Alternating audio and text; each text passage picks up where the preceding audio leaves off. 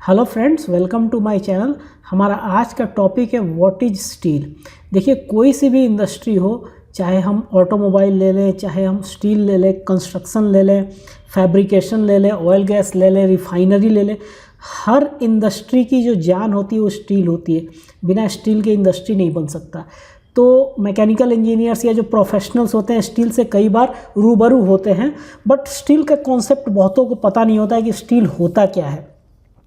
तो आज के इस वीडियो में मैं स्टील के कॉन्सेप्ट को क्लियर करूंगा। तो ये बेसिकली ये जो वीडियो है ये कॉन्सेप्ट क्लियरिंग वीडियो है, जिसमें कि आप समझेंगे बेसिकली स्टील होता क्या है। तो इस वीडियो के जो कंटेंट्स हैं आज के वीडियो के, वो है what concept of steel and concept of alloy. जब तक आप अलॉय का कॉन्सेप्ट नहीं समझेंगे, आप स्टील का कॉन्सेप्ट नहीं समझेंगे। तो इस वीडियो में आप स्टील और अलॉय के कॉन्सेप्ट को समझेंगे। फिर हम देखेंगे स्टील के प्रोडक्ट फॉर्म, किस किस फॉर्म में स्टील बनते हैं। फिर हम देखेंगे टाइप्स ऑफ स्टील, स्टील के क्या टाइप्स होते हैं। और फाइनली हम देखेंगे ferrous and non ferrous materials के बीच में क्या डिफ्रेंसिएशन होता है। बहुत लोग इसमें कंफ्यूज होते हैं। तो बेसिकली ओवरऑल आज का जो वीडियो है एक कॉन्सेप्ट क्लियरिंग वीडियो है, जिसमें आज का वीडियो आप देखेंगे तो आपको मज़ा आ जाएगा। आपका जो कॉन्सेप्ट है वो क्लियर हो जाएगा स्टील के प्रति। तो इस वीडियो को शुरू करने के पहले मैं अपने बारे में बता दूं। मेरा नाम है संदीप आनंद, मैं एक मैकेनिकल इंजीनियर हूं और मेरा 14+ ईयर्स का वर्किंग एक्सपीरियंस है। और मेरी एक हॉबी है अपना नॉलेज शेयर करना, और नॉलेज मैं 2 तरीक़ों से शेयर करता हूं। मेरे वेबसाइट के थ्रू मैं अपना नॉलेज शेयर करता हूं। मेरा जो वेबसाइट है उसका नाम है weldingandndt.com।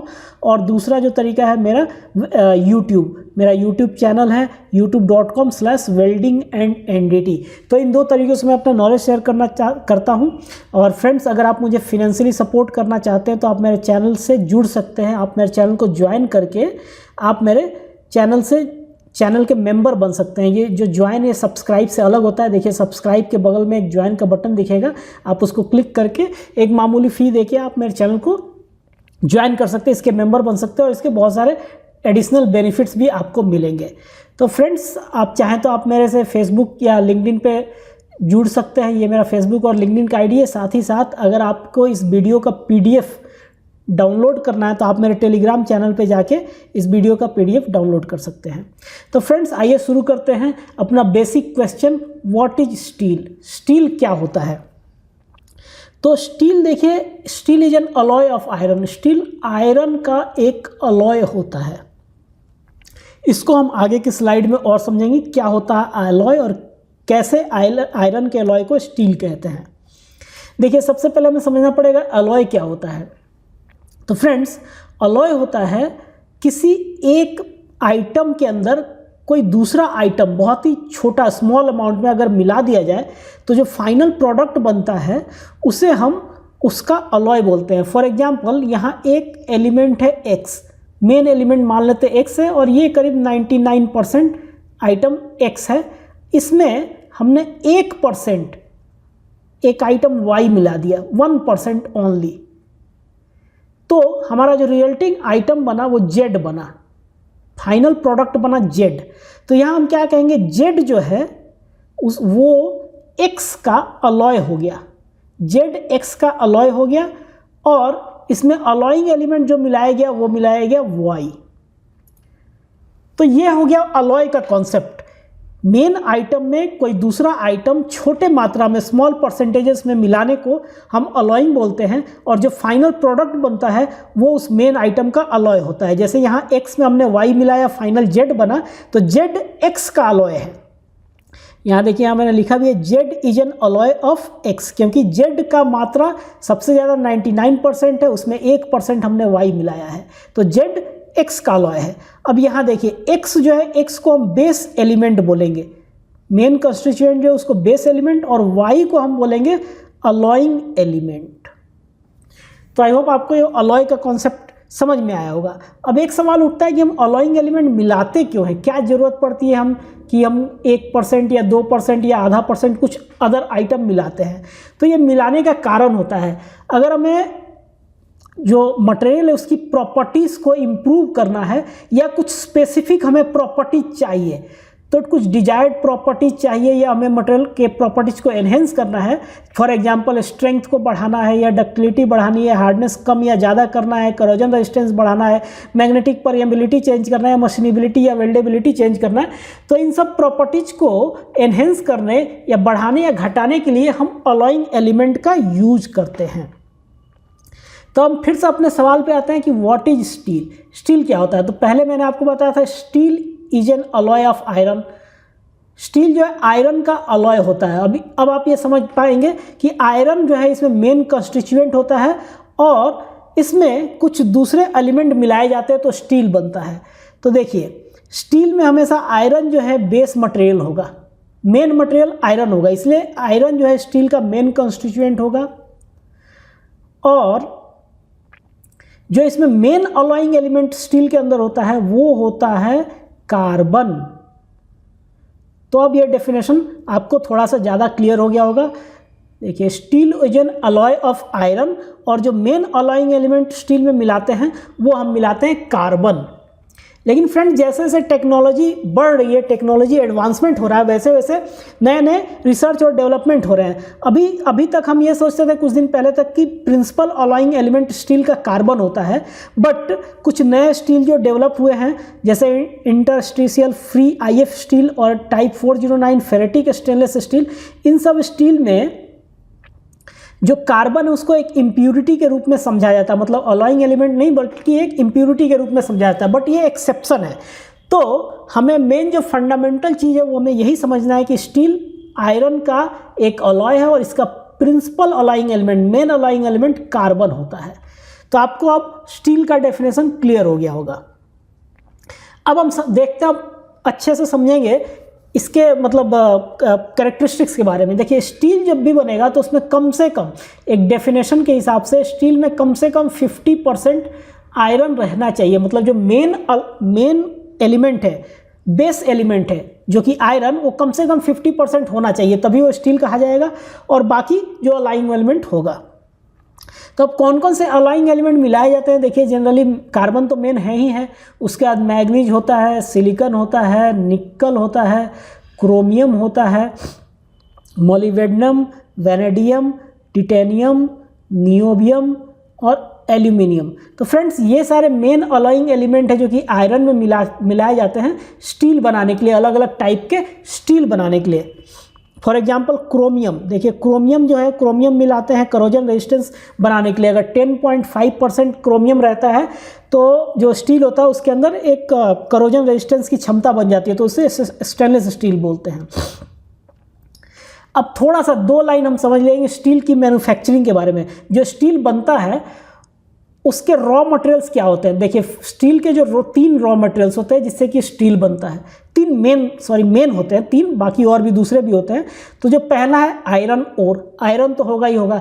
तो आयरन जो नेचुरली हमें मिलता है वो आयरन ऑक्साइड के फॉर्म में होता है, इसका ऑक्साइड निकालना पड़ता है तब जाके हम आयरन को यूज़ कर पाते हैं। तो आयरन ऑक्साइड के रूप में मिलता है। तो आयरन ऑक्साइड जो रॉ मटेरियल हो गया स्टील बनाने के लिए। ये जो आयरन ऑक्साइड होता है जैसे हेमेटाइट होता है, मैग्नेटाइट होता है, ये सब आयरन ऑक्साइड होता है। जो दूसरा रॉ मटेरियल है वो है कोक। कोक हमें कोल से मिलता है, कोयला जलाते हैं तो हमें कोक मिलता है और इससे हमें कार्बन मिलता है, और एक कार्बन जो है ऑक्साइड को रिड्यूस करने में काम आता है। और जो तीसरा रॉ मटेरियल था लाइमस्टोन, लाइमस्टोन को कैल्शियम कार्बोनेट भी कहते हैं, इसका यूज होता है। देखिए लाइमस्टोन क्या होता है, लाइमस्टोन डालने से जो मिक्स है वो बहुत जल्दी मेल्ट हो जाता है और इसमें एक स्लैग का फॉर्मेशन होता है, और स्लैग जो है मोल्टन मेटल को प्यूरिफाई करने का काम करता है। तो ये सब एक ब्लास्ट फर्नेस में डाल के और स्टील बनाया जाता है। अब हम देखेंगे स्टील प्रोडक्ट फॉर्म। स्टील किन किन प्रोडक्ट के जो स्टील जो मिलते हैं मार्केट में वो किन किन फॉर्म में मिलते हैं। तो देखिए स्टील हमें प्लेट के रूप में मिलता है, पाइप के रूप में मिलता है, बीम्स के रूप में मिलता है। बीम्स भी अलग अलग तरीके के होते हैं जैसे H beam, I beam, U भी होता है यूनिवर्सल बीम, NP भी होता है नॉन पैरेलल बीम। तो ये बीम के अलग अलग नाम है। फिर चैनल्स के रूप में आता है, एंगल्स के रूप में आता है। एंगल में भी एक इक्वल एंगल होता है, एक अनइक्वल एंगल होता है। SHS होता है square hollow section. Checkered plate होता है। इसके अलावा भी जैसे और भी होता है, जैसे T होता है, बार होते हैं। तो ये मेन जो है स्टील के प्रोडक्ट फॉर्म होते हैं जिनमें कि स्टील मार्केट में मिलता है। अभी देखिए एक एक फोटो देख लेंगे हम। ये देखिए ये स्टील प्लेट है, ये ऐसे प्लेट के फॉर्म में मिलता है, ये भी स्टील प्लेट है, ये भी स्टील प्लेट है, तो ये स्टील प्लेट के फॉर्म में मिलता है। फिर स्टील पाइप के फॉर्म में मिलता है आपको मार्केट में। स्टील ये देखिए बीम के रूप में मिलता है, ये एक बीम है, ये देखिए ये बीम जो है इसे आई सेक्शन भी बोलते हैं, ये आई बन रहा है तो इसे आई सेक्शन, इसे एच भी बोलते हैं। अगर हम इसे रोटेट कर दें 90 डिग्री ऐसे रोटेट कर दें तो ये एच जैसा दिखेगा, इसे एच बीम भी बोलते हैं, यू बीम भी बोलते हैं। इसी में दो तरीके का आता है, parallel flame beam, non parallel flange beam. ये इसका फ्लेंज होता है और ये इसका वेब होता है, मतलब दो फ्लेंज होते हैं और एक वेब होता है। इसके बाद चैनल्स आते हैं, ये देखिए चैनल सी, इसे सी चैनल सी भी बोलते हैं, सी जैसा होता है ये चैनल। इसके बाद एंगल का फोटो देखिए, ये एंगल है, एंगल में देखिए अगर ये दोनों साइड इक्वल होंगे तो इक्वल एंगल बोला जाएगा, अगर ये दोनों साइड अलग अलग डायमेंशन के होंगे तो इसे अनइक्वल एंगल बोलेंगे। फिर ये एसएच है, स्क्वायर हॉलो सेक्शन, ये स्क्वायर साइज का होता है। फिर देखिए चेकर्ड प्लेट है, मोस्टली से प्लेटफॉर्म बनाने के काम में आता है। और ये देखिए स्टील बार, इसे सिविल वर्क में यूज़ करते हैं। तो ये सारे स्टील के प्रोडक्ट फॉर्म हैं। तो अभी तक हमने देखा व्हाट इज स्टील, एलॉय को कॉन्सेप्ट को समझा, फिर हमने स्टील के प्रोडक्ट फॉर्म को देखा, रॉ मटेरियल क्या होता है, यूज़ होता है, वो सब देखा हमने चीज़ें। अब हम देखेंगे टाइप्स ऑफ स्टील। देखिए टाइप्स ऑफ स्टील के लिए मैंने फ्रेंड्स एक सेपरेट वीडियो बना रखा है जिसमें मैंने बहुत ही अच्छे से स्टील के कैटेगराइजेशन को समझाया है, क्लासिफिकेशन को समझाया है। मैं उस वीडियो का लिंक इस वीडियो के नीचे डाल दूंगा ताकि अगर आप उस वीडियो को देखना चाहें तो समझ पाएंगे। यहाँ मैं मोटा मोटी बताऊंगा। देखिए स्टील जो है 4 टाइप के होते हैं। पहला होता है कार्बन स्टील। कार्बन स्टील में जो प्रिंसिपल अलॉइंग एलिमेंट होता है कार्बन होता है। दूसरा अलॉय स्टील। अलॉय स्टील में क्या, कार्बन तो होता है ये अलॉइंग एलिमेंट, इसके साथ साथ कुछ दूसरे एडिशनल एलिमेंट्स भी डाले जाते हैं डिजायर्ड प्रॉपर्टी इंप्रूव करने के लिए, तो अलॉय स्टील हो गया। तीसरा है स्टेनलेस स्टील। अगर फ्रेंड्स फंडामेंटली अगर हम देखें तो अलॉय स्टील, ये स्टेनलेस स्टील जो है ये भी एक अलॉय स्टील ही है, लेकिन स्टेनलेस स्टील के यूज बहुत ही अधिक है, इसीलिए इसे एक डिफरेंट स्टील के रूप में जाना जाता है ये अलॉय स्टील ही। और चौथा है tool steel. Tool steel tool बनाने के काम में आते हैं क्योंकि ये हार्ड होते हैं, कार्बन का परसेंटेज ज़्यादा होता है। तो ये 4 टाइप्स ऑफ स्टील है। इसमें जो पहला टाइप है इसको मैं थोड़ा सा और बता देता हूँ आपको। इसमें जो कार्बन स्टील है 3 तरीके के होते हैं, एक लो कार्बन स्टील, दूसरा मीडियम कार्बन स्टील, तीसरा हाई कार्बन स्टील। और ये फ्रेंड जो लो कार्बन स्टील है यही सबसे ज़्यादा मार्केट में या इंडस्ट्रीज में यूज होता है। जो इंडस्ट्री है, फैब्रिकेशन है, ऑटोमोबाइल है, सब जगह सबसे ज़्यादा यही यूज होता है, low carbon steel. Low carbon steel में क्या होता है, कार्बन का परसेंटेज अप टू 0.25% होता है। मीडियम कार्बन स्टील में कार्बन का परसेंटेज 0.25% से 0.60% होता है। और हाई कार्बन स्टील में कार्बन का परसेंटेज 0.6 से 1.5 होता है। फ्रेंड्स आपने कई बार इंडस्ट्री में माइल्ड MS सुना होगा, MS सबसे ज़्यादा यही यूज होता है, माइल्ड स्टील। ये जो माइल्ड स्टील कुछ नहीं, यही लो कार्बन स्टील को ही हम माइल्ड स्टील कहते हैं। तो लो कार्बन स्टील को ही MS बोला जाता है, ये माइल्ड स्टील बोला जाता है। और इंडस्ट्रीज में 90% से ज़्यादा लो कार्बन स्टील यूज होता है। तो ये कार्बन स्टील हमने समझ लिया। अब हम लास्ट टॉपिक की ओर बढ़ते हैं, फेरस और नॉन फेरस मटेरियल के बीच का फ़र्क समझते हैं। बहुत लोग इसमें कंफ्यूज होते हैं, इसलिए मैंने इसको इस वीडियो में डाला है। देखिए फेरस मटेरियल वो होता है जिसमें जो मेन कंस्टिट्यूएंट, ये इस फेरस मटेरियल जो भी अलॉय है उसको हम फेरस मटेरियल तब बोलेंगे जब उसका मेन कंस्टिट्यूएंट आयरन होगा। अगर उसमें मेन कंस्टिट्यूएंट आयरन है तो उसे हम फेरस बोलेंगे। और ऐसे मटेरियल या अलॉय जिसके मेन कंस्टिट्यूएंट में आयरन नहीं है उसे हम नॉन फेरस बोलेंगे। तो आयरन है तो फेरस, आयरन नहीं है तो नॉन फेरस।